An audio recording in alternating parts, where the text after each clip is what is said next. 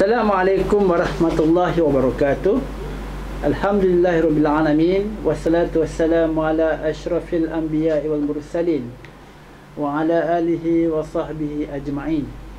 Rabbi shrah li sadri wa yassir li amri wahlul 'uqdatam min lisani yafqahu qawli. Apa khabar semua? Para ayah, para ibu, anak-anak sekalian. Sekarang kita dah berada di penghujung Ramadan, alhamdulillah. Dan kita mengucapkan syukur kehadrat Ilahi kerana kita dapat melaluinya sekali lagi untuk sekian kalinya. Tapi persoalannya, adakah Ramadan kali ini memberi makna dan erti yang tersendiri? Kali ini topik yang kita akan bicarakan ialah tentang tarbiyah Ramadan untuk keluarga.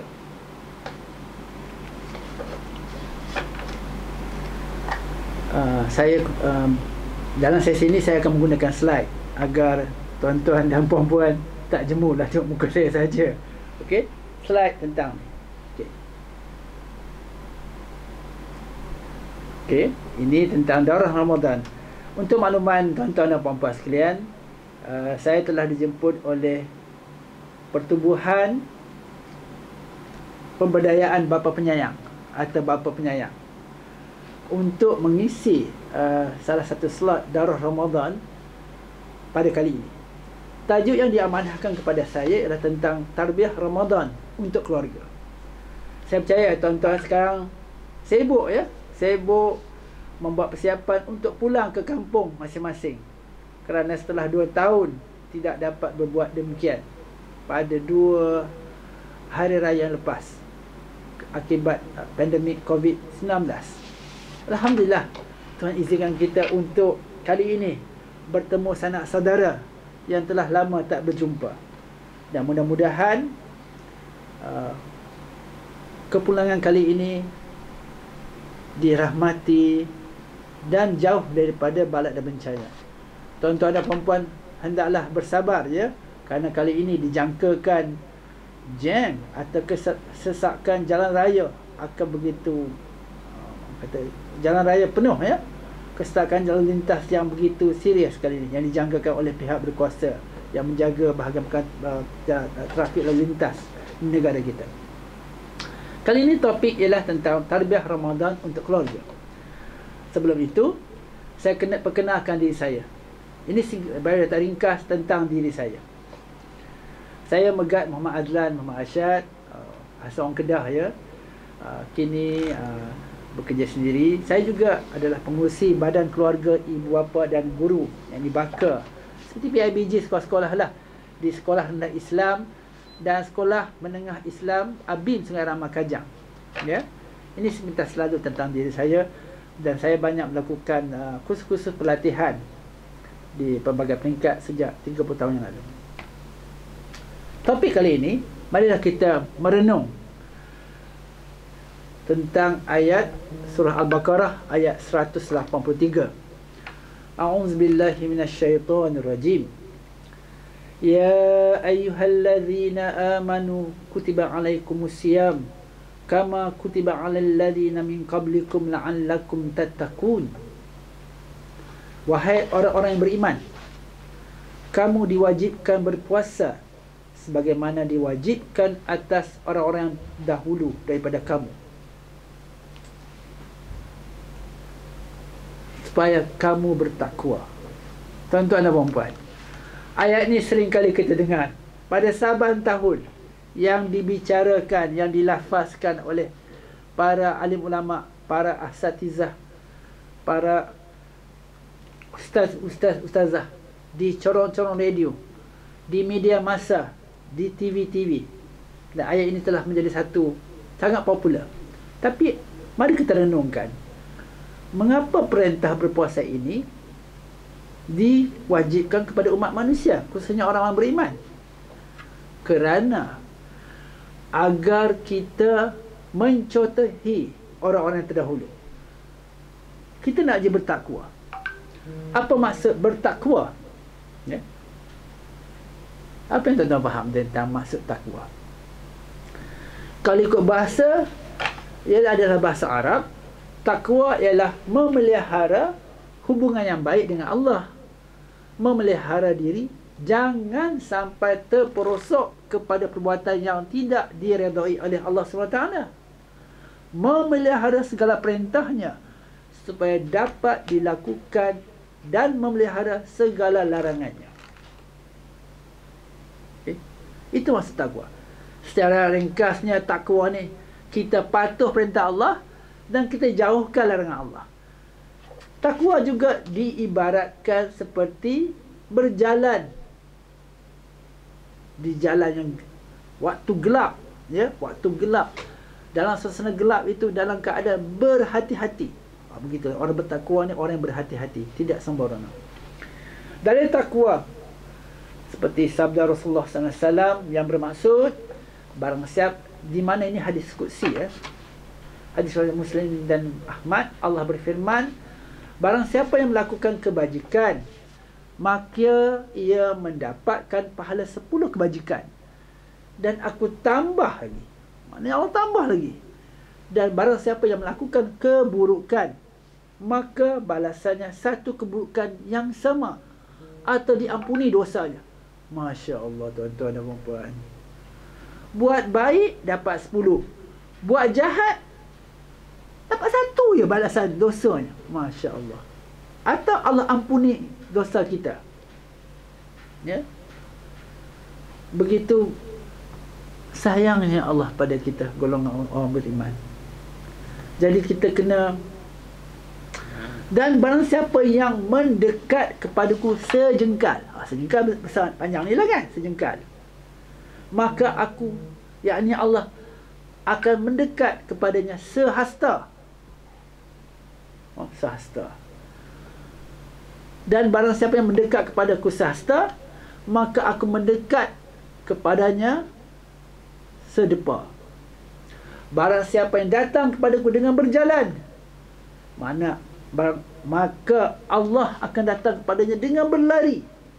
Barang siapa yang menemuiku dengan dosa sepenuh bumi, tanpa sekutukan Allah dengan sesuatu apapun, maka aku, yakni Allah, menemuinya dengan maghfirah yang sama. Masya Allah, tuan-tuan dan puan-puan. Balasan Allah ni luar biasa, tak terjangkau. Maksudnya kalau kita berpuasa ni, puasa ni Allah yang balas.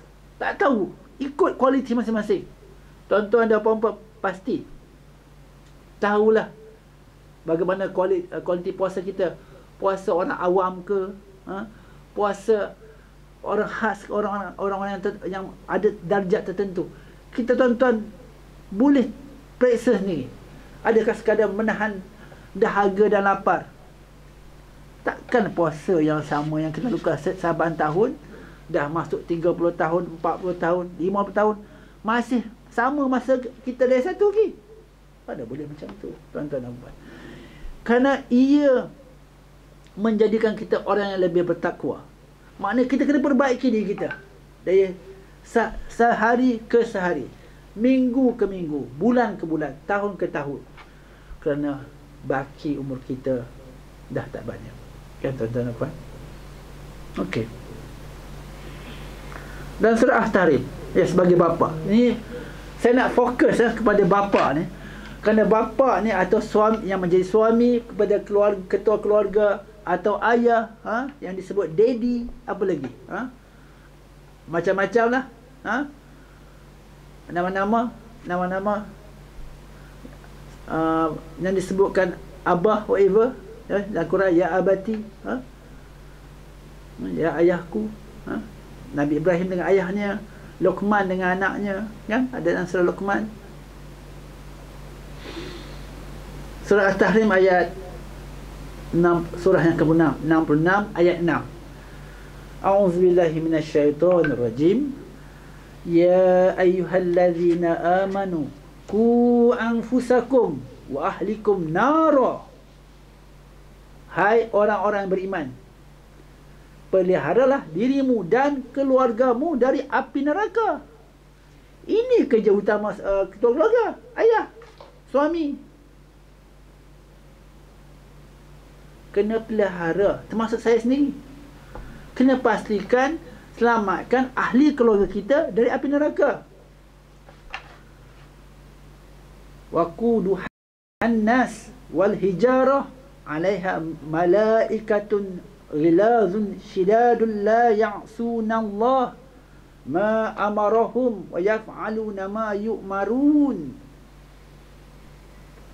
Api neraka tu bahan bakarnya adalah daripada manusia dan batu, tuan-tuan dan puan-puan. Penjaganya malaikat-malaikat yang kasar, keras dan tidak mendurhakai Allah. Tak ada apa yang diperintahkannya kepada mereka, dan mengerjakan apa yang diperintahkan. Kalau kena rejam dah. Kalau kena dibakar dalam api neraka, menggelegak kepala otak, itu dia. Pelbagai, kita boleh bayangkan masa Rasulullah SAW di Mi'rajkan, Rasulullah telah melihat the future, apa yang ada di dalam neraka, apa yang ada di dalam syurga. Sekarang dalam neraka dan syurga ada tak? Belum lagi. Tapi Allah, Rasulullah dapat melihat gambaran masa depan, the future, benda masa depan. Okay? Sebab itu kita perlu menjaga. Tanggungjawab sebagai ayah ini amat penting. Tuan-tuan dan puan-puan, sebagai seorang ayah, bapa, tanggungjawab kita kena semak, dan termasuk diri saya sendiri. Tak mudah, tuan-tuan. Tapi tak susah juga dilaksanakan kalau kita ikut tata cara yang ditunjukkan oleh, contoh yang ditunjukkan oleh Rasulullah SAW dan para ulama lain yang mengajarkan kita untuk bertanggungjawab sebagai seorang suami dan sebagai seorang ayah. Ini pesanan Rasulullah SAW. Rasulullah mengingatkan umatnya senantiasa bertanggungjawab pada anak dan keluarganya. Ini khususnya ayah lah. Ayah. Kalau ayah dah tak ada, mak lah kan. Tapi bagi pada para ayah sekarang, Rasulullah berpesan kepada kita, setiap kamu adalah pemimpin dan setiap kamu bertanggungjawab terhadap kepimpinannya. Ketua negara, yang ada Ketua Agung, Perdana Menteri, ahli parlimen, ahli Dewan Negeri, penghulu, sultan, pegawai daerah, macam termasuk kita ni, pengurusi surau, pengurusi baka, pengurusi PIBG, mana-mana, ya, kita bertanggungjawab terhadap nasib rakyatnya. Kalau ketua negara lagilah, kalau penduduk Malaysia ni 32 juta, maka ketua negara akan ditanya. Perdana Menteri pun begitu juga. Tapi kalau suami adalah pemimpin di dalam rumah tangganya, ikut bilangan ahli keluarganya yang tinggal bersama dia. Suami, isteri, anak-anak, kalau anak 5, anak 8, itu semua di bawah tanggungjawab suami atau ayah. Kalau ada mak dia sendiri tinggal sama, tanggungjawab dia juga. Dia kerja ni bukannya senang. Suami adalah pemimpin di dalam rumah tangganya dan dia bertanggungjawab terhadap keluarganya. Seorang isteri adalah pemimpin di rumah suaminya dan dia bertanggungjawab terhadap rumah tangganya. Ni baru dalam media sosial baru-baru ni berlaku di luar negara lah. Kisah seorang isteri yang membawa masuk teman lakinya ke dalam rumah ketika suami sedang pergi solat tarawih. Tuan-tuan bayangkan kerosakan yang berlaku. Kita doakanlah, ya, agar keluarga kita terpelihara daripada fitnah demikian. Seorang pembantu adalah pemimpin atas harta benda majikannya. Jadi orang yang kerja pembantu am, saya kerani je, saya pembantu am je, saya pion je, takkan lepas daripada bertanggungjawab terhadap amanah yang diberikan. Setiap orang bertanggungjawab dan setiap orang kena menjawab apa yang dipertanggungjawabkan. Tak kira siapa, setiap orang dari kita akan dipertanggungjawabkan. Allah, minta Allah mudahkanlah. Sebab tu tuan-tuan, semak balik. Saya sendiri pun banyak benda yang pegang, tuan-tuan. Dengan pengusi baka, AJK surau, AJK taman perumahan, sebagai suami, sebagai ayah, sebagai anak, menantu, sebagai abang, sebagai adik, sebagai jiran, sebagai pelajar. Allahu Akbar. Ahli organisasi, macam-macam lagi. Yang akan tanya, ya Allah, mampukah kita nak menjawab? Cuba kita lihat surah yang sering kita bacakan, surah Al-As. Selalu kita baca dalam setiap majlis, kita akhir majlis kita dengan baca surah Al-As. Ini seronok sangatlah kalau pergi mana-mana majlis ni, kalau surah Al-As, yang tengah tidur tu dengar surah Al-As, bangun dia. Okey. Bismillahirrahmanirrahim. Wal 'asr. Innal insana lafi khusr illa alladhina amanu wa 'amilus solihat wa tawasaw bil haqq wa tawasaw bis sabr. Maknanya Allah bersumpah dengan masa. Allah bersumpah dengan masa.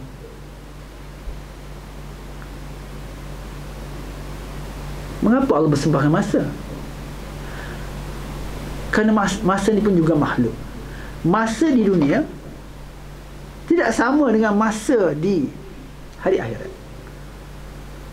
Di alam lain, di alam air, alam udara, alam angkasa, tak sama. Ini boleh seperti yang kita telah sedia maklum, angkasawan pertama kita yang Malaysia, angkasawan pertama Malaysia, Syekh Muzaffar, dia memaklumkan kepada kita, kepada masyarakat, pergerakan ketika berada di sistem di sistem pemancar di angkasa itu, pergerakannya cukup lambat.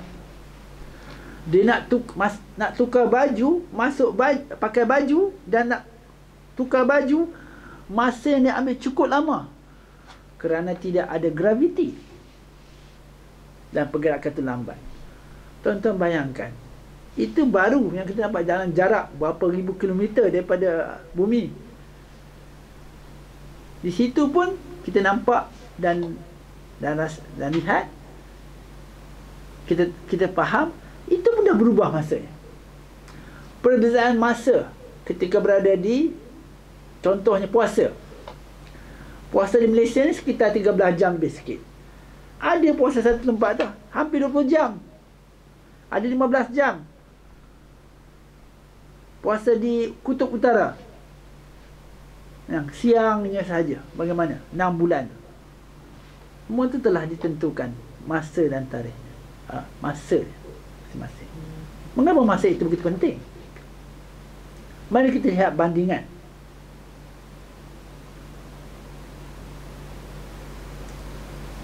Bandingan masa.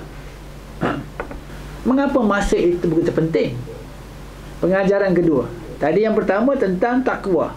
Kita hendaklah tingkatkan takwa, pengajaran daripada Ramadan ini, kepada keluarga kita. Sebagai bapa, yang saya nak cuba recap tadi, pengajaran pertama daripada puasa ini adalah menjadi insan yang bertakwa.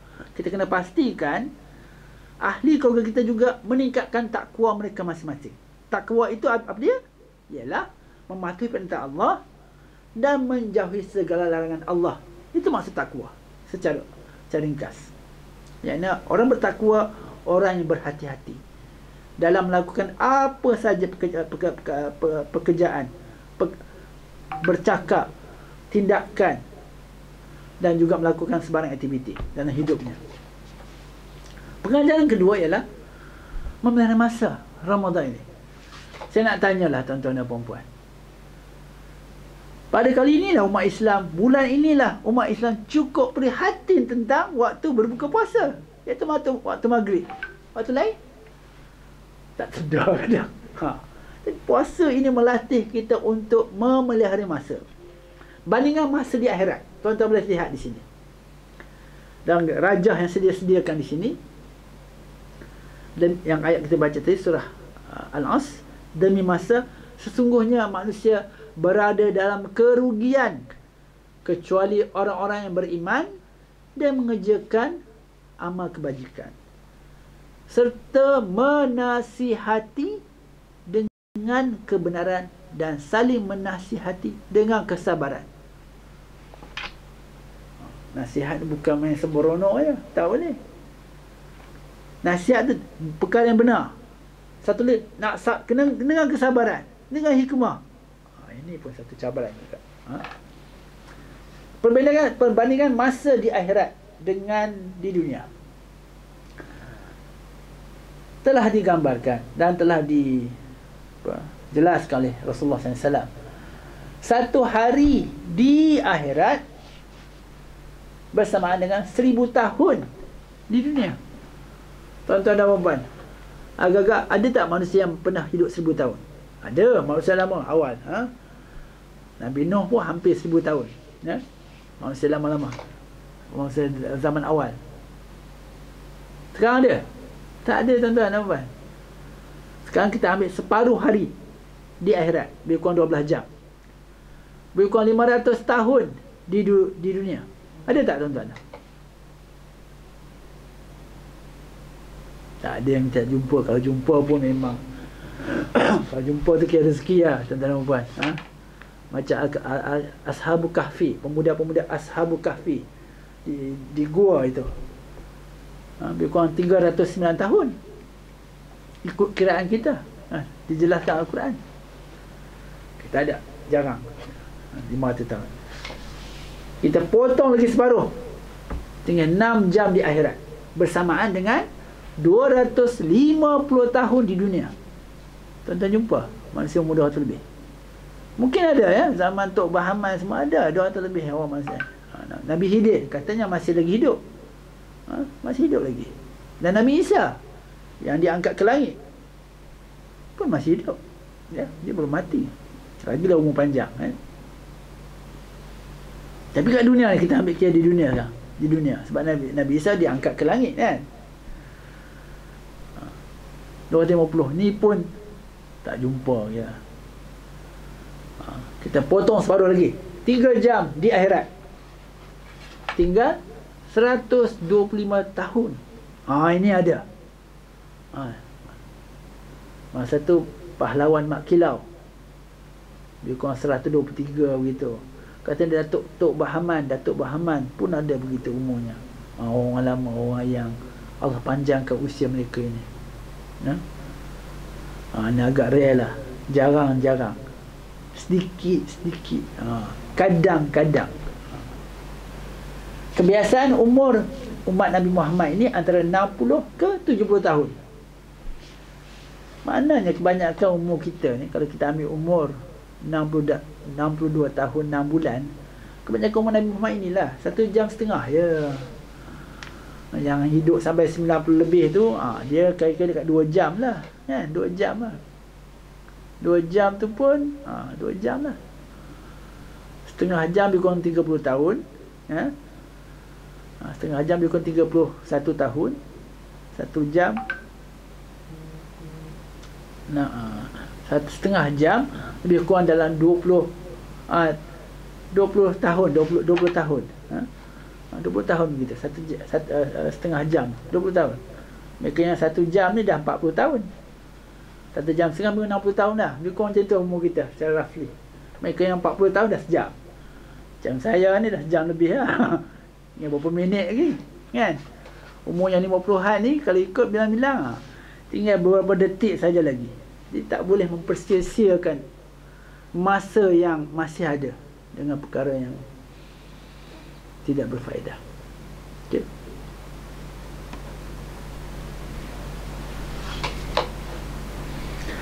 Itu pengajaran yang kedua. Okay. Pengajaran ketiga daripada Ramadan.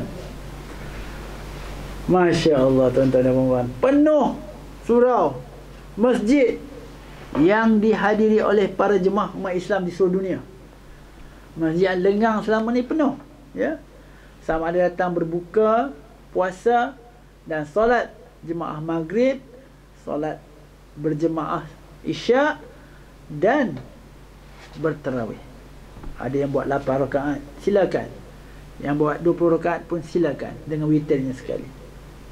Alhamdulillah, bulan Ramadan ni cukup orang kata menghidupkan suasana, membangkitkan semangat. Masing-masing berusaha untuk memperbaiki diri masing-masing. Bolehkah kita teruskan apa yang kita lakukan, iaitu memelihara solat berjemaah ini? Tuan-tuan dan puan-puan, ada yang berpandangan solat seorang ke solat berjemaah ke, kan sama solat. Siapa kata sama? Kan berbandingan solat seorang diri dengan solat berjemaah itu 27 darjat. Ya. Ini saya buat satu diagram. Solat fardu untuk seorang, yang buat seorang 5 waktu kali 1 hari 5. Macam contoh satu pahala konon lah, 1 darjat. Kalau dia buat 1 bulan, lebih kurang 150 pahala. Kalau 5 waktu 1 tahun dia buat 1800 tahun. Jadi tuan-tuan kiralah dengan umur sekarang, daripada umur baligh sampai sekarang berapa? Ni kalau sembahyang seorang. Orang yang dia memang committed lah. Sembahyang seorang je, senang, lebih tak puas lah sembahyang jemaah ni. Tak tempat nak ikut. Ini. Yang perempuan tu, tuan-tuan, yang para ibu tolaklah. Kan, cuti-cutinya, cuti melahirkan anak, whatever semua tu, kan.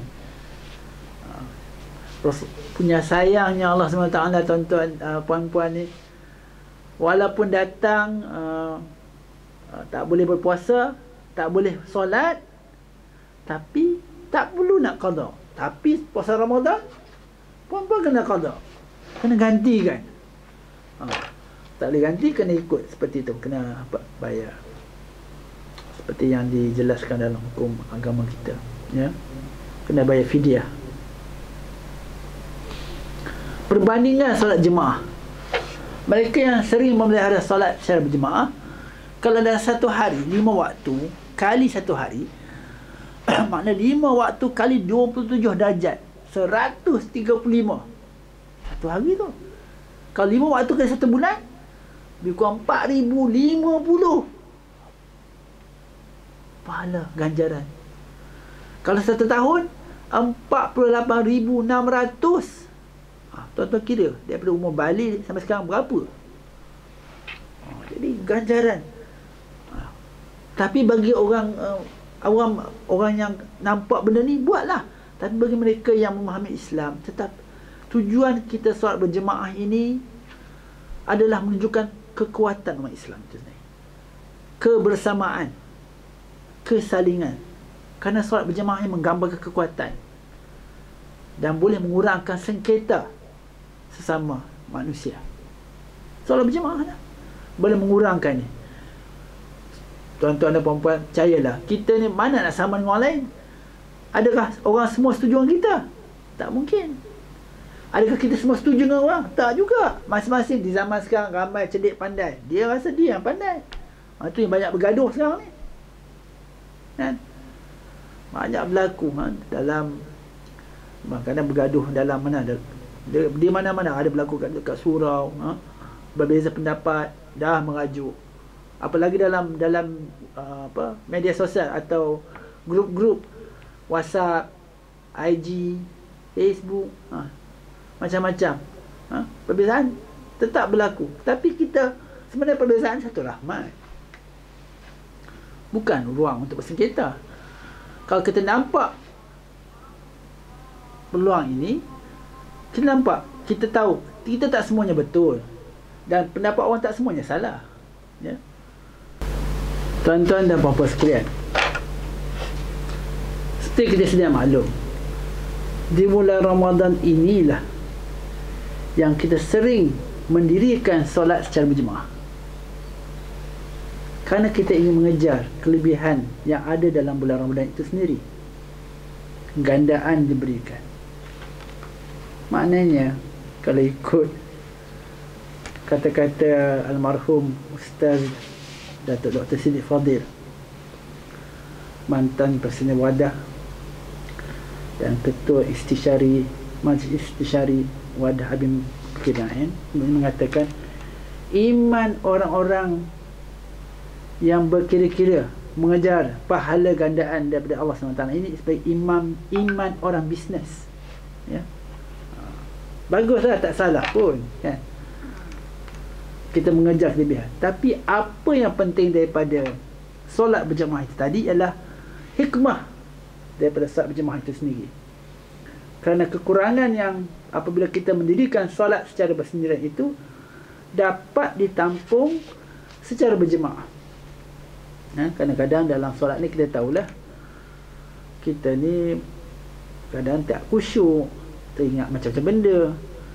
Tapi dikala kita mengikut imam dalam setiap rukun itu, kita kembali menumpukan perhatian kita kepada dalam solat itu sendiri.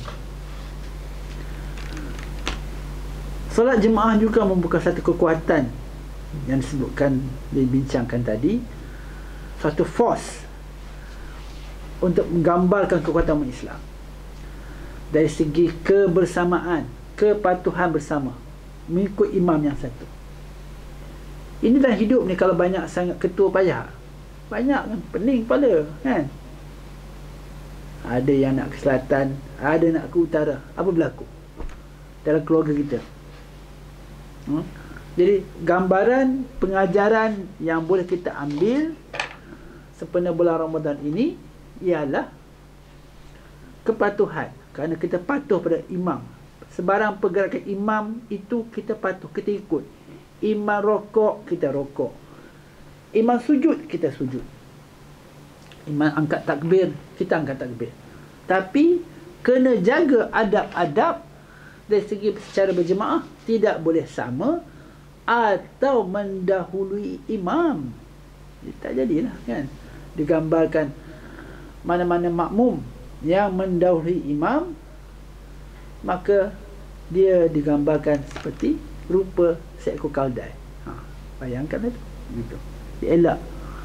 Kerana solat berjemaah ini punya disiplin, punya tata cara untuk memastikan ia bukan sahaja sah secara fizikal, tapi secara roh dan hakikinya ia diterima kerana kita mematuhi, mengikuti sebarang perbuatan dan pergerakan dilakukan oleh imam.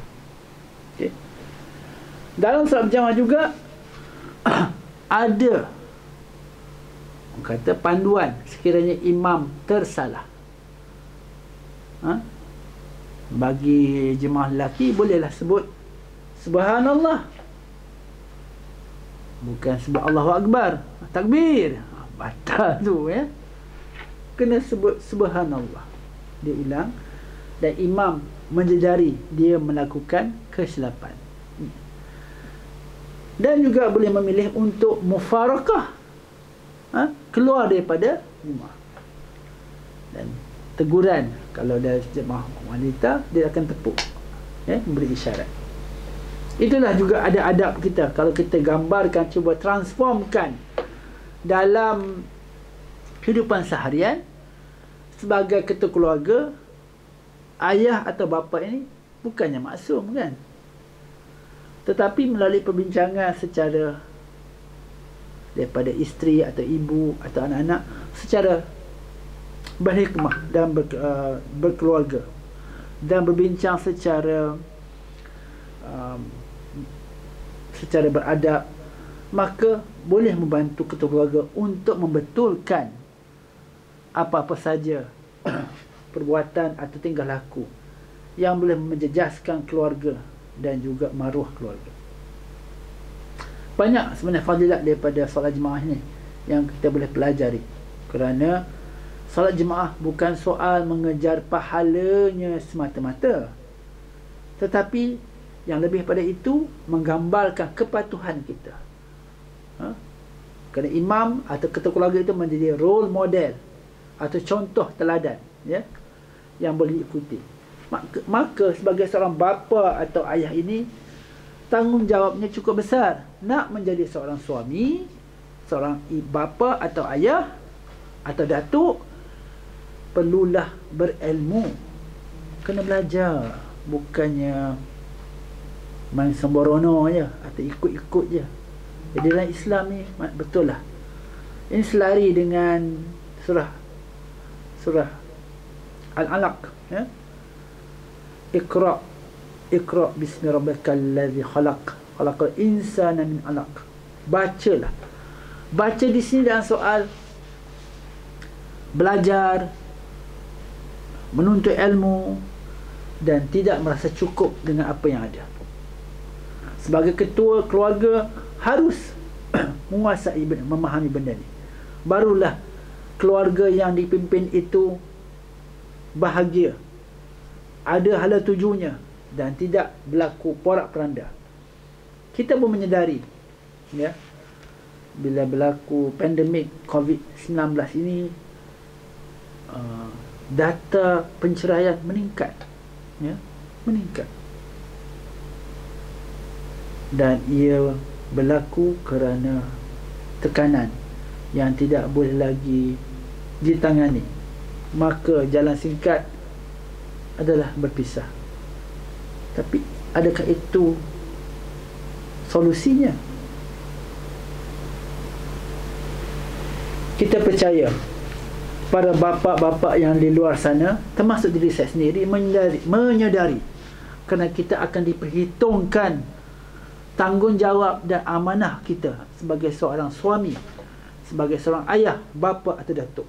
Dah jadi datuk sekalipun, anak yang berkahwin perlu juga dinasihatkan seandainya berlaku pelancongan atau di luar daripada jalan sebenar arah tuju keluarganya, perlu diambil berat. Para cucunya itu juga dari segi tanggungjawabnya menjadi seorang Muslim yang bertakwa. Kita nak jadikan Ramadan ini bukan sekadar bulan mengejar pahala, tetapi kita nak menjadikan Ramadan ini bulan merubah diri, memperbaiki diri. Ya, insya-Allah.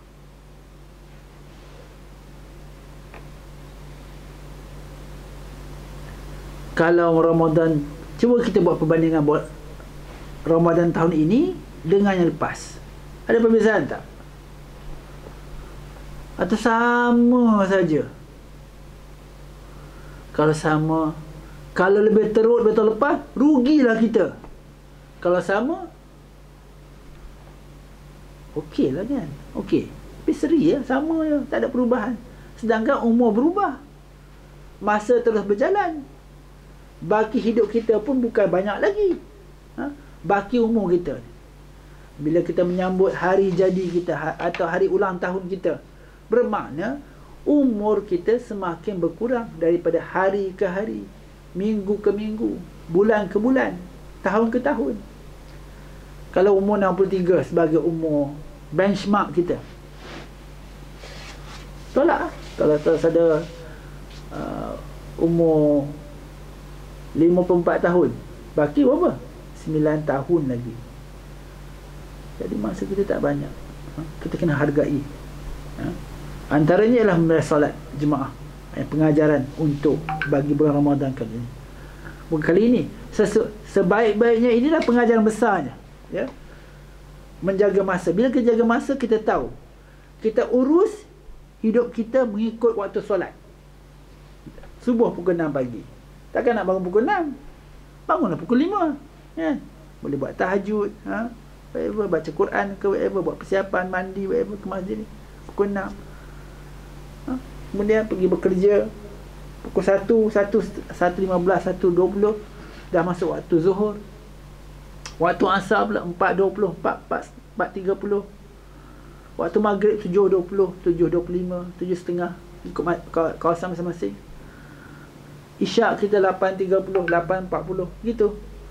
Kita urus diri kita. Kita urus diri kita mengikut waktu solat. InsyaAllah akan lebih terarah dan tersusun. Bila kita urus hidup kita mengikut waktu solat, dan kita tahu waktu solat itu adalah waktu kita bertemu dengan Allah SWT, maka hidup kita lebih dirahmati, tak kelang kabut. Itu cara kita manage. Zaman sekarang ada yang buat waktu solatnya gabung dua waktu, di hujung Zuhur dan awal Asar, kalau sempat. Bagi kaum ibu, ini yang khusus, ini nasihat saya pada kaum ibu.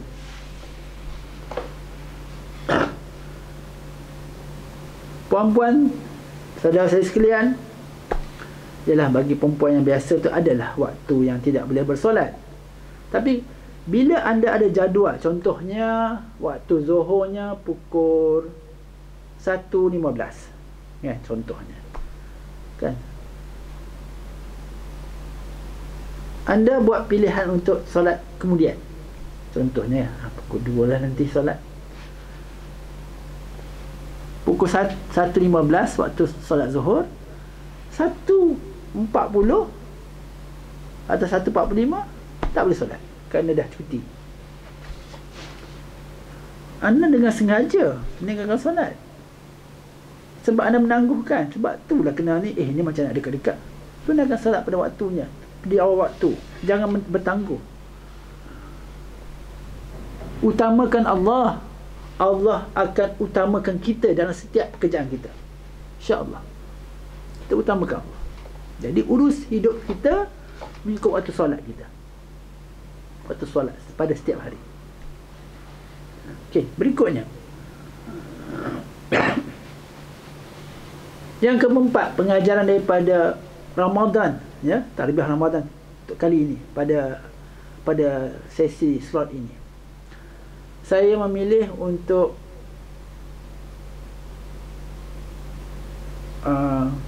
iaitu mendisiplinkan diri dalam mentadabur Al-Quran. Jadi baguslah ada di kalangan sahabat-sahabat kita yang dah khatam dah. Bagus.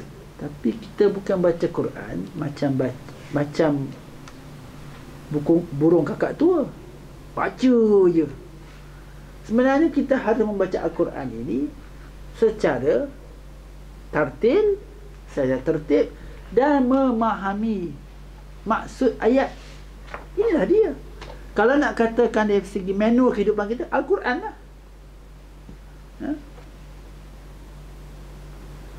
Saya ni kuatlah macam ni, yang saya beli masa Nashr Quran di Yayasan Restu Putrajaya bawah ni. Jadi ada 30 juzuk itu, setiap jilid tu ada 10. Ada 10 jilid, satu jilid ada 3 juzuk Al-Quran. Jadi kita tengoklah, macam contohnya 20 Ramadan, jadi kita tahu, kita baca maknanya. Dalam satu juzuk itu ada lebih kurang dalam 10 atau 20 muka surat, 10 lai. Jadi 4 lai selepas waktu subuh, atau 2 lai setiap waktu, cukup, habis. Makna satu hari boleh habis satu juzuk. Baca makna dia, baca maknanya. Mentadabur ini merupakan kunci. Kita akan dapat kerana pesan-pesan diberikan oleh Allah SWT. Masa kalau di surau saya, kan, setiap pagi tu Ustaz Dr. Hasnan, kami membaca satu muka surat bersama-sama dan diterjemahkan terjemah perkataan demi perkataan, dan diberikan ibrah di setiap. Dengan cara ini kita memahami, kerana Quran ini untuk dijadikan panduan, bukan sekadar didengarkan berlagu, tak diambil pengajaran. Dan kalau boleh kita mengambil pengajaran dan buat, InsyaAllah. Mudah-mudahan disiplinkan diri kita untuk mentadabur Al-Quran ini membantu kita, diri dan keluarga kita, terutamanya para kaum bapa atau ayah, para suami, berperanan untuk memastikan Quran ini menjadi amalan untuk dihidupkan dalam keluarga, agar keluarga kita ini terarah, terpandu dan dirahmati oleh Allah SWT dalam menjalani kehidupan. Okay. Dan berikutnya, yang terakhir,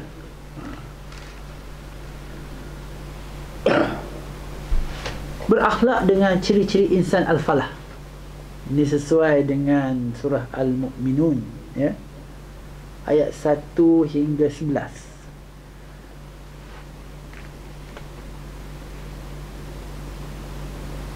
Bismillahirrahmanirrahim. Qad aflahal mu'minun. Sesungguhnya berjayalah orang yang beriman. Orang beriman adalah orang yang berjaya. Ini ciri pertama. Mana kena kita tahu. Tanya dia, kita ni orang beriman tak?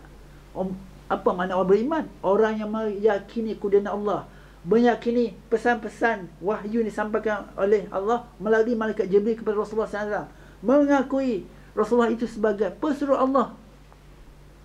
Lalu keiman tu meyakini yang kita akan kembali pada Allah Ta'ala.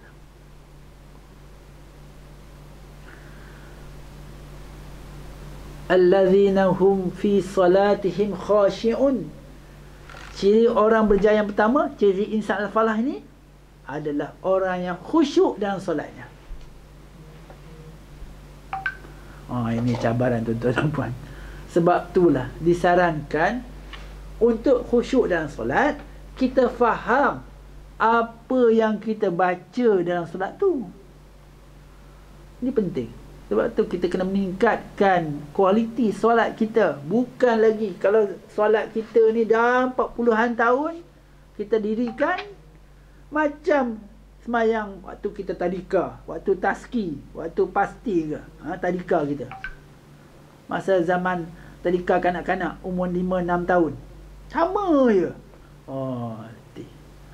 Rugi. Meningkatkan cara khusyuk ialah kita faham apa yang kita baca kan.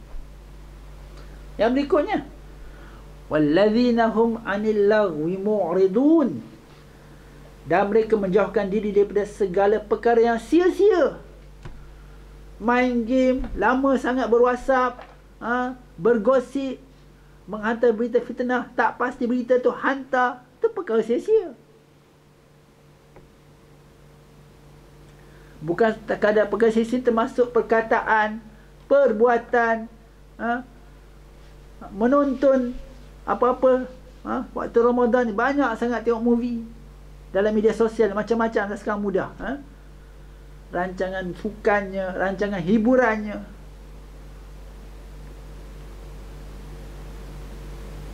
Benda tu menguntungkan tak?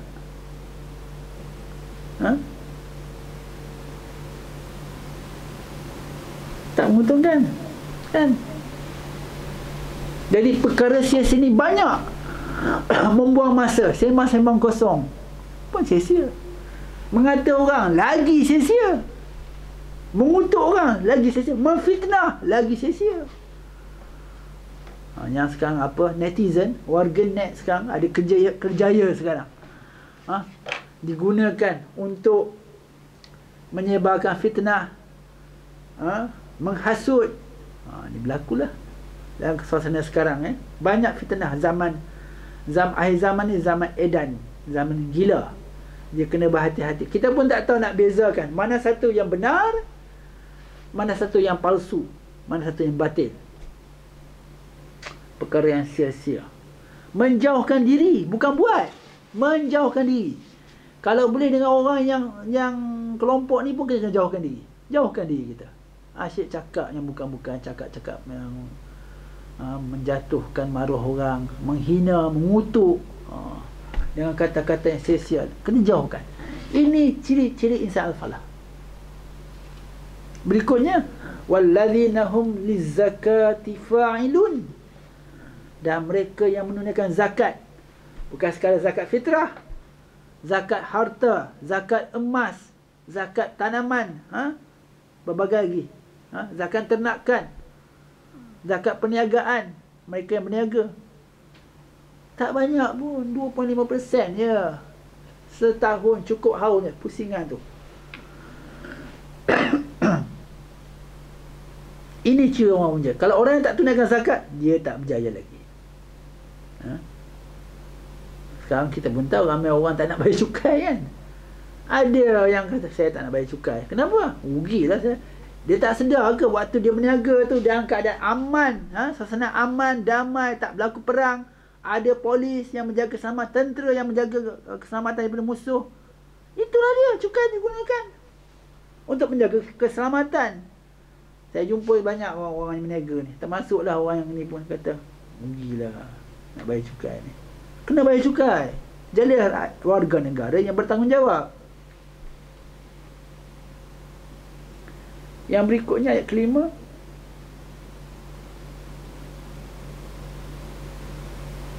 Wallazina hum li furujihim hafizun. Dan mereka yang menjaga keharmonian dirinya, kehormatan dirinya, yang menjaga maruah diri dia, dignity. Apa artinya hidup kalau sudah tidak ada maruah, harga diri? Harga diri ini perlu dijaga, kan? Sebab Allah menciptakan kita dengan sebaik-baik kejadian, kan?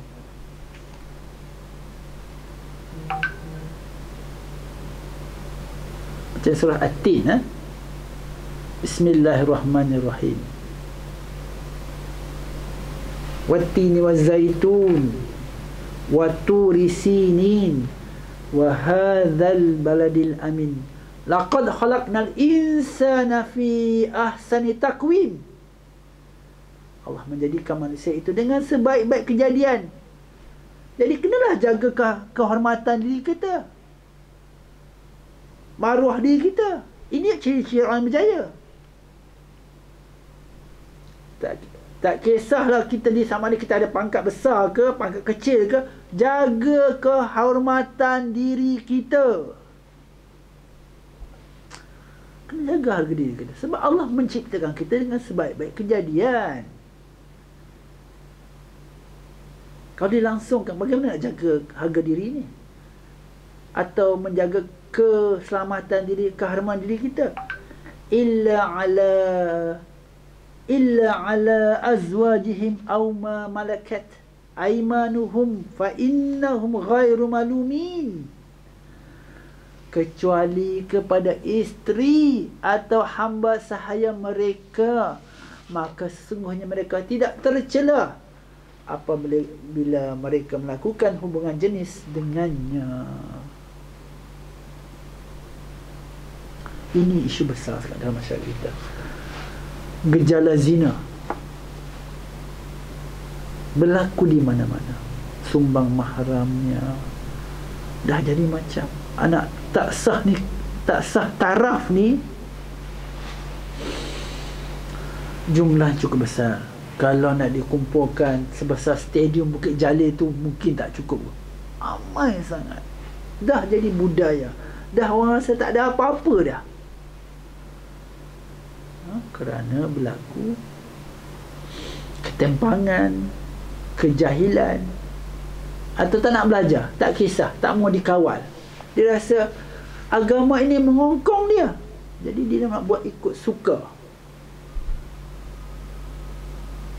Itulah berlaku buang bayi dekat tandas, sangkut bayi dekat pagar. Ada bayi yang diselamatkan oleh anjing je. Anjing pun tahu jaga. Ini kan manusia. Kenapa? Ia berlaku kerana tanpa pernikahan. Ini tak ada rasa sayang, tak ada rasa kasih.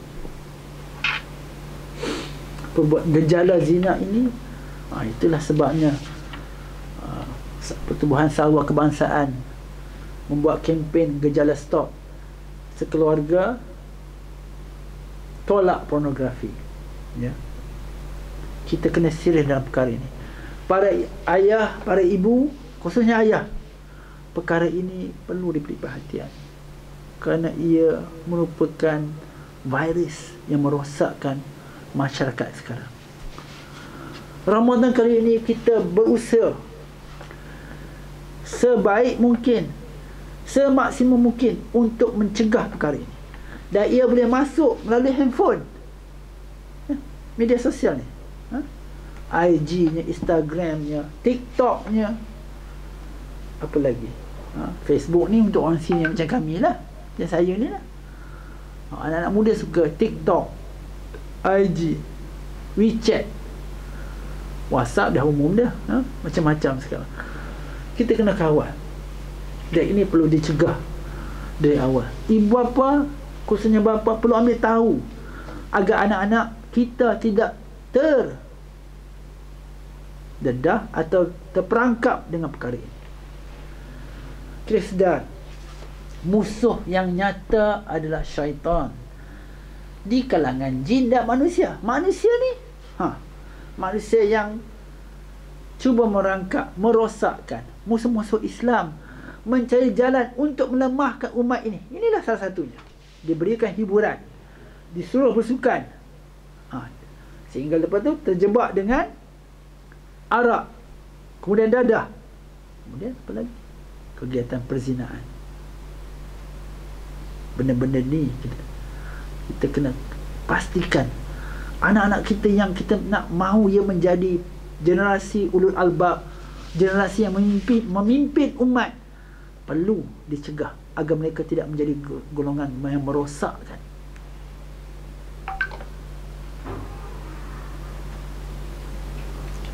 Ayat berikutnya, faman ibtagha wara'a dzalika faulaika humul adun. Ini sambungan daripada ayat tadi. Siapa yang mengingini selain daripada yang demikian, yang tadi, isteri dia atau hamba sahayanya, maka merekalah orang yang melampaui batas. You cross the border, you cross the line, melampaui batas.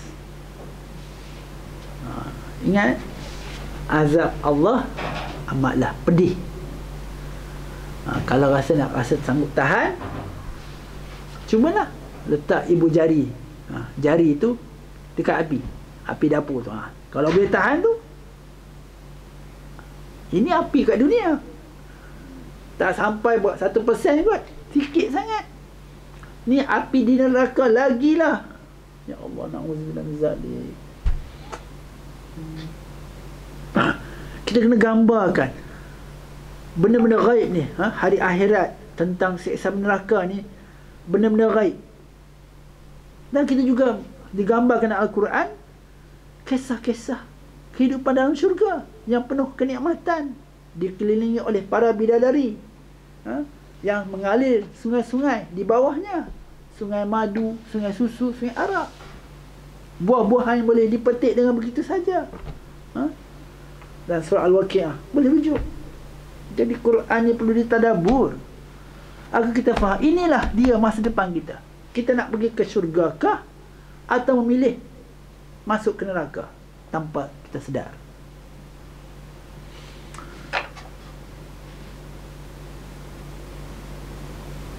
Ayat berikutnya, ciri-ciri insan al-falah, orang berjaya, hasil kita melalui bulan Ramadan yang bulan tarbiyah, bulan kita menukar, memperbaiki, bulan transformatif, bulan transformasi diri kita daripada biasa-biasa kepada lebih baik, luar biasa. Kita kena sungguh-sungguh. Bagi orang-orang umur semacam saya ni, orang 5 siri, lagilah, tak boleh lagi main-main. Ayat berikutnya, ayat yang ke-8, wallazina hum li amanatihim wa ahdihim ra'un, dan mereka menjaga amanah dan janji. Lagi satu lagi, ciri orang yang berjaya, orang yang jaga amanah dan berjanji. Dia tak pernah nak tukar janji, tak khianat.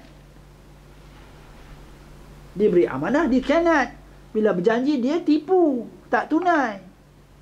Allah. Amanah kita sebagai contoh pada bapa. Apa janji kita masa kita akad nikah, masa jadi baru-baru ni akad nikah dengan isteri kita? Masih ingat lagi masa kursus pra perkahwinan, kan?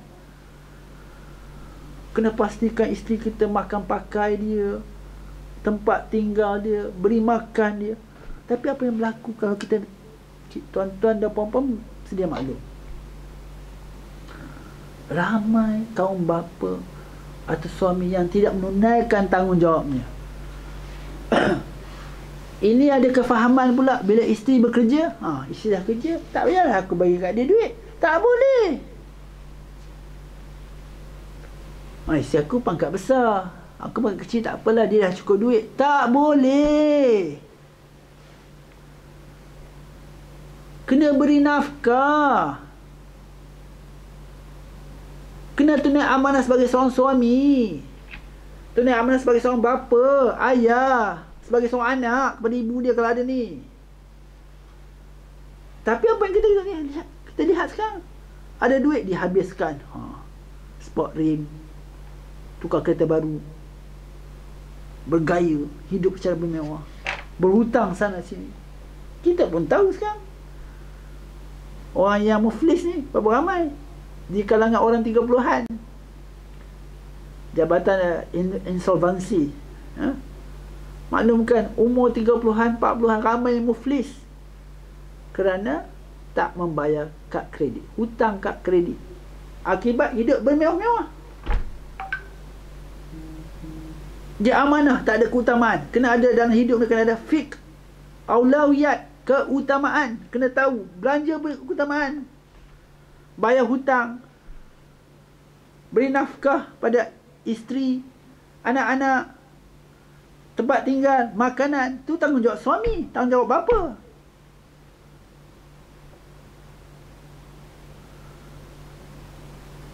Ingatlah para bapa sekalian, termasuk diri saya ni, benda ni kita kalau tak jaga amanah, kita ni adalah pemecah amanah, pecah amanah.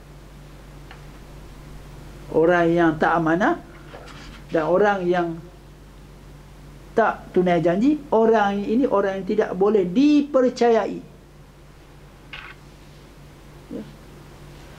Ini ciri-ciri, ini sukar ni, memegang amanah. Ada setengah pula kelompok yang suka memegang jawatan pelbagai, tapi tak tunai apa saja, nak letak nama je, kerja tak buat pun. Ramai sekarang. Ini dah mula kena tanya. Aduh. Ayat ke-9, ciri-ciri insan al-falah, ya, pengajaran kita ambil daripada kesempatan bulan Ramadan ni ialah di surah Al-Mu'minun, wallazina hum 'ala salatihim yuhafizun, wallazina hum 'ala salawatihim yuhafizun.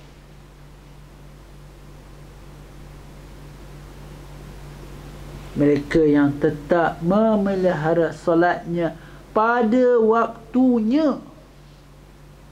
Sebenarnya tak ada cerita nak qada ni, nak ganti solat ni. Nak ganti solat ni kalau lupa, tertidur. Tapi orang kita ni boleh qada. Ada mas, nantilah, sibuklah sekarang, nantilah kita himpunan sekali buat masa isyak ni. Semua dia qada. Ada juga jenis macam ni, manusia macam ni.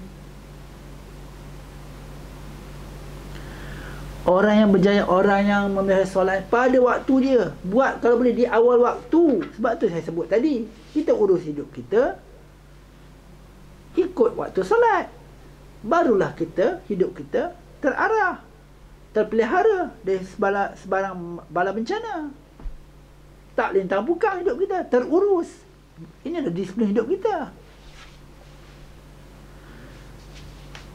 Tadi saya sebutkan ciri-ciri orang yang berjaya, yang khusyuk dalam solat, yang menjauhkan diri daripada perkara yang sia-sia, sama ada perbuatan atau perkataan, yang menunaikan solat, yang menjaga kehormatan diri dia, yang menjaga amanah dan janji dalam solat. Ada 7 ciri disebutkan. Quran sendiri menyebutkan, Allah sendiri berfirman, orang ini, ayat berikutnya, ulaika humul warithun, orang-orang ini adalah yang berhak mewarisi, akan diberi ganjaran, berhak mewarisi. allazina yarisunal firdaus hum fiha khalidun, mewarisi syurga firdaus, mereka kekal di dalamnya. Allahu akbar, tuan-tuan dan puan-puan. Tak nak begini. Ganjaran yang besar kalau kita penuhi syarat-syarat ini. Susah tak? Tak susah. Tapi tak juga nak kata senang. Sebab nak jaga amanah, nak tunai zakat, semua mencabar ni. Bukan kita yakin dengan Allah SWT, dia yakin dengan kebenaran benda ni, kita akan buat. Tanpa kita tolak apa yang diberi ganjaran dekat dunia ni. Menggadaikan prinsip kita. Prinsip yang kita jaga, dia ditahukan apa saja habang kat dunia ni, tolak. Kalau nak minta langgar benda ni, kita committed, takkan meninggalkan perkara ini. Ini cara pengajaran daripada. Seharusnya kita sedar, Ramadan yang kita lalui ini adalah proses kita dibersihkan. Kita melalui proses dibersihkan, disucikan. Macam hantar kereta ke bengkel lah, kan? Nak buat balancing balik, nak keluarkan minyak hitam dia, nak ganti plug, nak buat apa saja, nak tukar tayar, nak servis itu, servis ini, suci dia.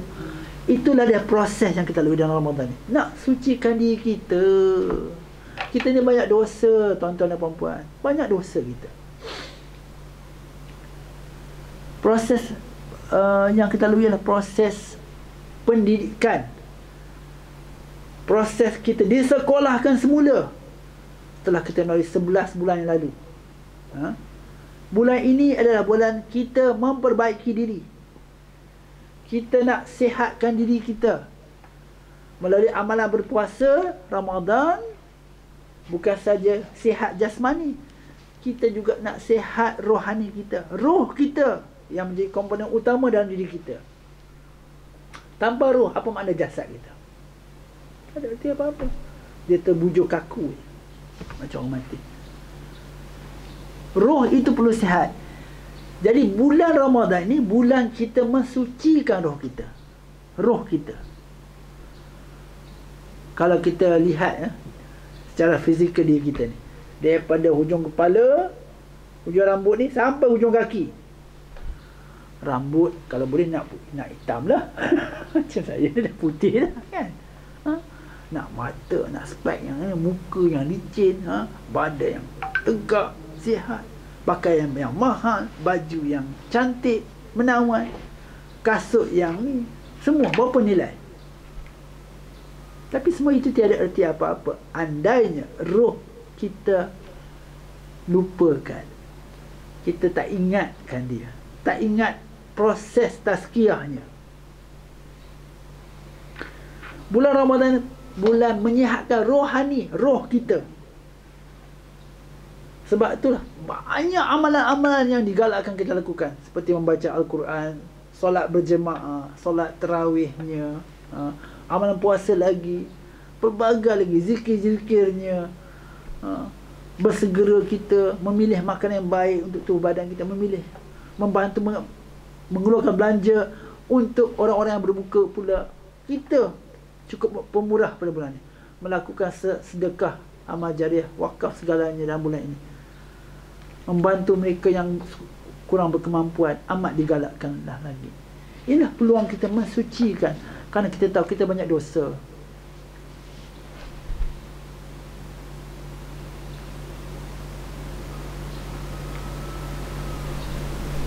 Bulan Ramadan ini juga bulan pembebasan dari kongkongan jiwa kebendaan.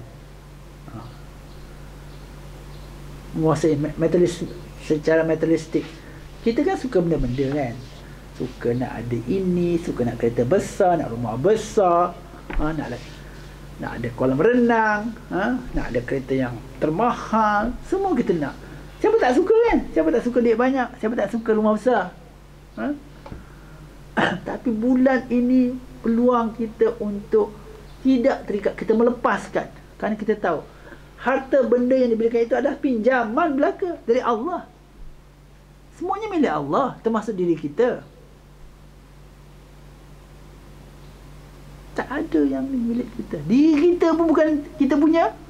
Nyawa kita punya. Bukan. Diberi pinjam.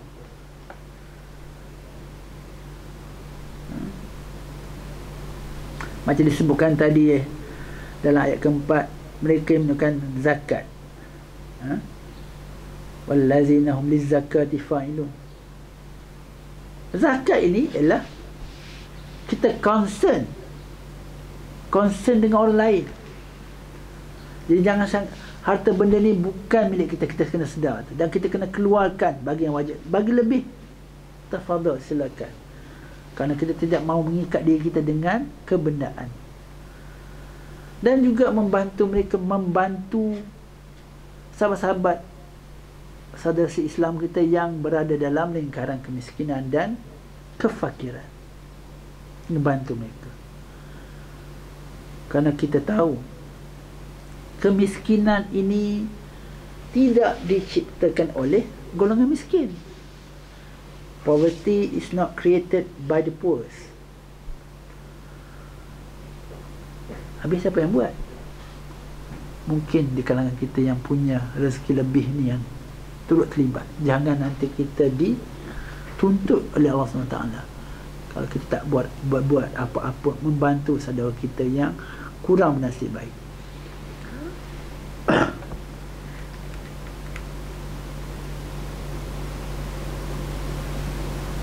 Kita mengharapkan Ramadan kali ini Ramadan yang bererti dan juga Ramadan yang membuka jalan ke arah kita meningkatkan diri kita, mengangkat Islam. Ya. Kita bukan nak masuk syurga secara seorang-seorang diri. Kita nak ajak orang lain, ahli keluarga kita, isteri, suami, adik-beradik kita, sanak saudara kita, jiran tangga kita, kawan-kawan kita juga masuk ke syurga. Kerana syurga Allah SWT cukup luas. Tuan-tuan cuba bayangkan kalaulah syurga kita sebesar Bandar Baru Bangi. Itu pun dah cukup besar. Rumah yang sedia ada pun tak larang nak kemas. Ini kan pula. Jadi kita kena ajak orang lain, ajak diri kita, ajak kaum keluarga kita. Saya pernah teringatlah kata-kata ni seorang yang baru revert, seorang berbangsa Cina yang revert to Islam, kembali kepada Islam. Dia kata orang Islam, dia kata selfish, penting diri. Dia ingat dia seorang nak masuk syurga, dia tak nak ajak orang lain. Malah kalau kadang-kadang dia kata kita, dia dapat Islam setelah dia dapat daripada pergi keluar negara. Sahabat kita yang berbangsa Cina, India, ada juga di kalangan. Kenapa kamu tak ceritakan tentang Islam? Sebab saya fikir kita seorang di Islam nak masuk syurga. Saya rasa sampai setakat ini saja dulu, ya. Saya mengambil peluang di sini untuk memohon kemaafan seandainya sepanjang sesi ini yang kita sisi sembang-sembang daurah Ramadan ni saya ada melakukan kesilapan, ya. Saya minta maaf kalau itu mengguris perasaan saudara saya sekalian, tuan-tuan dan puan-puan. Tiada niat, kerana kita sama-sama nak berjaya, ya, nak masuk syurga Allah sama-sama, nak berjiran di jannah nanti insya-Allah. Maka saya pun nak melalui medium ini saya mengajak diri saya dan juga tuan-tuan dan puan-puan, para penonton sekalian, para pendengar sekalian, marilah sama-sama kita memperbaiki diri ini. Dan saya juga mengambil kesempatan ini untuk memohon kemaafan, mengucapkan selamat menyambut Aidilfitri minal aidil wal faizin, maaf zahir dan batin. Saya akhiri slot ini dengan ucapan wabillahi taufiq wal hidayah. Assalamualaikum warahmatullahi wabarakatuh. Terima kasih di atas perhatian semua.